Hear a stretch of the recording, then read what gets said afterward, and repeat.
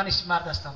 گفتم آخی تو بفهم که ما وقتی که قطعی عروسم خونه میرم در بالش یکی دستاش در ریش بزنم میگه شیری نرخواه.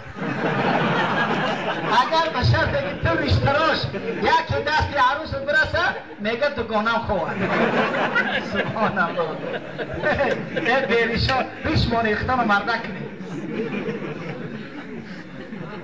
یک مردکی دیگه در پیش سادگی بود، مردک ریشتار بود. او عرب خاندید گفت یا شیخ وایدم گفتم بگی شما نصیحت بکن. باید میگفت که من رفتم چند بار دیگه یکی بس برام دیسیم ای دستم خب یک چیز دیگهش بکن. بعد یک کسی دیگهش کردم که خب الحمدلله گفتم ما قشلاق به زندگی میکنیم مرغ داریم. مرغ خروز 5 تا خروز داشته باشه 15 تا مدکیان یک دو سه خروز اگر پاشه بکنیم در بین مدکیان پرتایم او خروزا میپرن. همون که عرب میخندیده و چند چی بیپرون داد یک دوخه بیپرون والا یک چی دیگه هم بیپرون داده بود.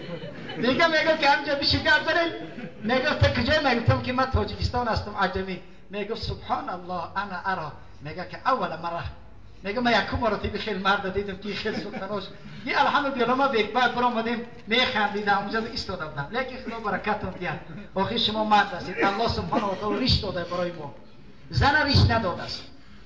اگر زناتون مولد داشته باشه میبره میتراشیشه خیلی است. اگر کلام زناتون بگو که ریش نمان بگو بیار مصلحت عروس جان تموی سر تلیزا کدی بتراش من ریشه میتراشم.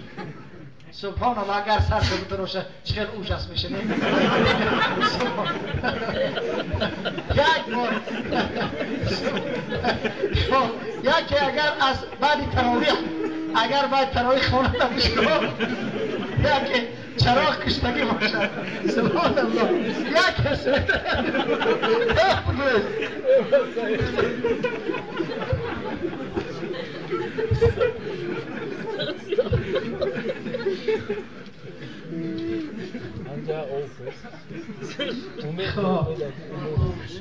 سبحان الله کوچه میبره چی نفر یه خانمان دو یکان عجیب آمده. خب